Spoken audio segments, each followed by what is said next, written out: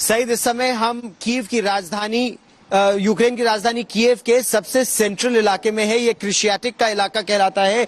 यहाँ वो देखिए, उस तरफ यहाँ की संसद है, उसके पीछे राष्ट्रपति का दफ्तर है और इस इलाके में अब बहुत तेजी से सेना की मौजूदगी बढ़ रही है। यानी कीव पर जैसे जैसे सैन्य खतरा बढ़ता जा रहा है, सेना की मौजूदगी इस इलाके में बढ़ रही है।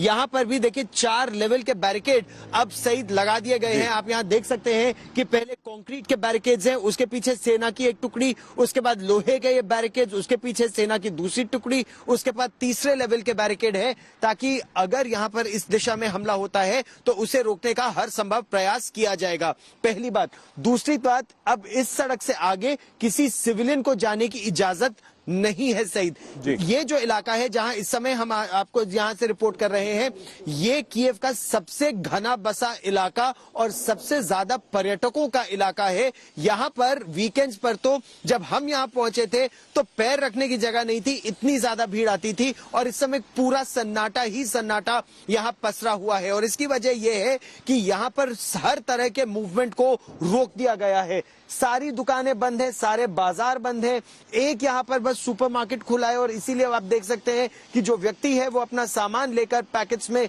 घर जाने का प्रयास कर रहा है। गाड़ियों की आवाजाही बहुत रिस्ट्रिक्टेड है, वो इसलिए क्योंकि जिनके पास है, कर्फ्यू पास है इस मार्शल लॉ के दौरान, केवल वही अपनी गाड़ी लेकर इस समय निकल सकते हैं। कीव की यूक्रेन की राजधानी कीव के सबसे अंदर के इस इलाके से हम लोग इस समय रिपोर्ट कर रहे हैं। ये आपको ये साइन याद होगा, आई लव यूक्रेन वाला। यहां पर आके यहाँ की सेना तस्वीर खिंचा के फिर सरहदों पर जा रही है।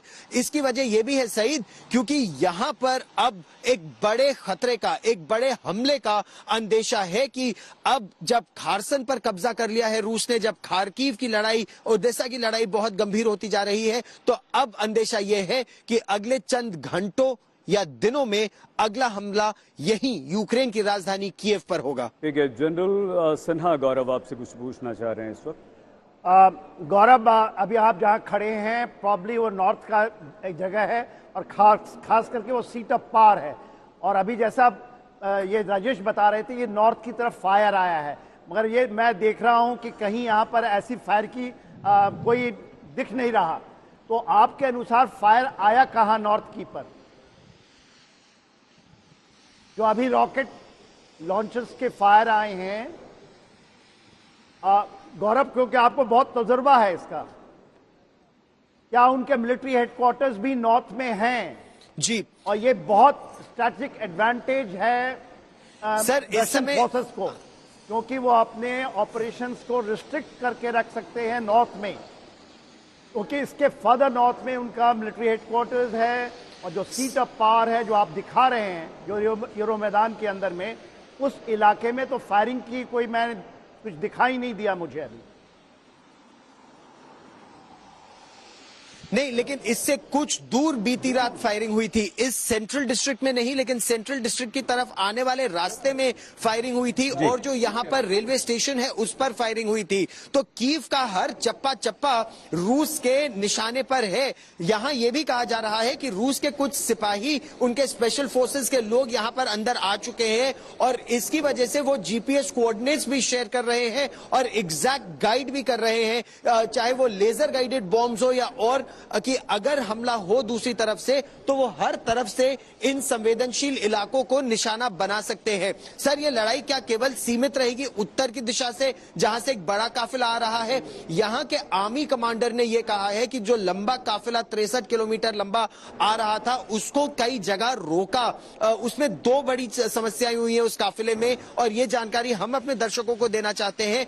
एक, वहां ब्रेकडाउन हुआ बड़ी संख्या में गाड़ियों का, और दूसरा एट्रिशन हो रहा है। वहां पर कई जगह एंगेजमेंट हो रहा है उस काफिले के साथ, वो अनचैलेंज नहीं आ रहा है कीव की तरफ, इसीलिए वो काफिला 2 दिन बाद भी कीव पहुंचने में सफल नहीं हुआ है। और यही एट्रिशन इस समय खार्किव में भी चल रहा है, जहां पर 8 दिन के ऑपरेशंस के बावजूद रूस खार्किव पर कब्जा नहीं कर पाया है। और एक खबर और जो अब से थोड़ी देर पहले आई, रूस ने दावा किया था कि ओडेसा पर उसका कब्जा है, लेकिन अब खबर यह आ रही है कि ओडेसा में भी वहां की यूक्रेन की सेना और पुलिस और मिलिशिया पलटवार कर रहे हैं और सफलता नहीं मिल पाई है रूस को ओडेसा पर भी कब्जा करने में। तो 3 बड़े बड़े शहर और ठीक है। तीनों पर इस समय यूक्रेन की सेना ने औपचारिक तौर पर दावा किया कि कब्जा उन्हीं का है, कंट्रोल उन्हीं का है। गौरव आप हमारे साथ बने रहिए। जनरल दुआ आप गौरव से भी कुछ पूछ सकते हैं, लेकिन उससे पहले हमारा सवाल यह है कि अगर जेलेंस्की ये कहते हैं कि रूस के सैनिक चले जाएं वरना मारे जाएंगे, इसका असर सेना या सैनिकों पर क्या पड़ता है?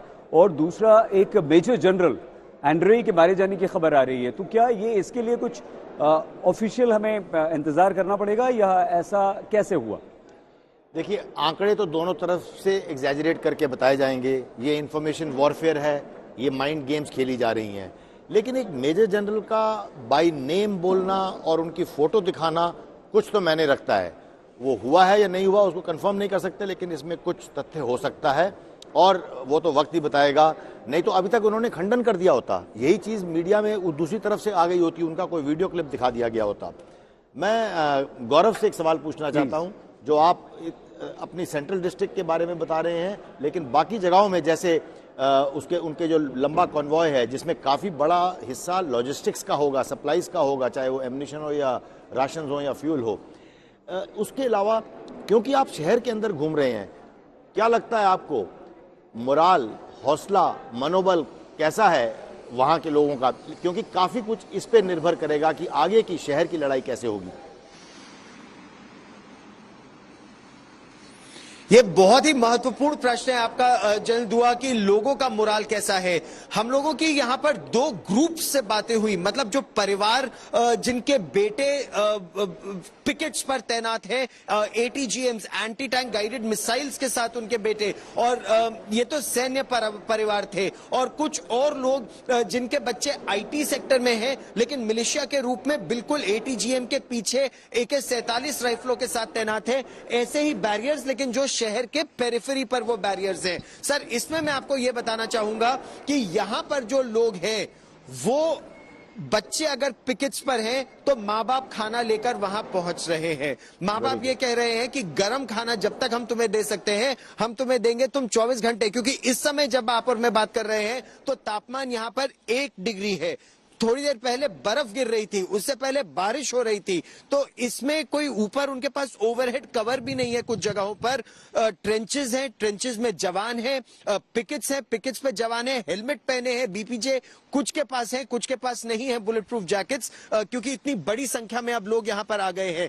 तो लोगों का मोराल अभी तो हाई लग रहा है, लेकिन जब असल असॉल्ट शुरू होगा तब क्या होगा ये देखना बहुत ही महत्वपूर्ण होगा। लेकिन सर सईद, अगर मैं 30 सेकंड में एक और बता दूं, लेकिन खार्किव जैसा शहर जो रूस का समर्थित शहर समझा जाता है, रूस का समर्थन करने वाला शहर समझा जाता है, अगर खार्किव में 8 दिन लग गए रूस को, तो आप सोच सकते हैं कि यहां पर केवल सेना ही नहीं, सेना के साथ देश के लोग भी वहां पर सरहदों पर या पिच बैटल्स के लिए पहुंच रहे हैं। कई परिवार, कई सैनिक जो अपने परिवारों को ट्रेन में छोड़ने गए थे, परिवार ट्रेन में नहीं बैठना चाहते, सैनिकों के साथ ही रहना चाहते हैं ताकि उनका मनोबल बढ़ा सके। तो मोराल अभी तो हाई लग रहा है।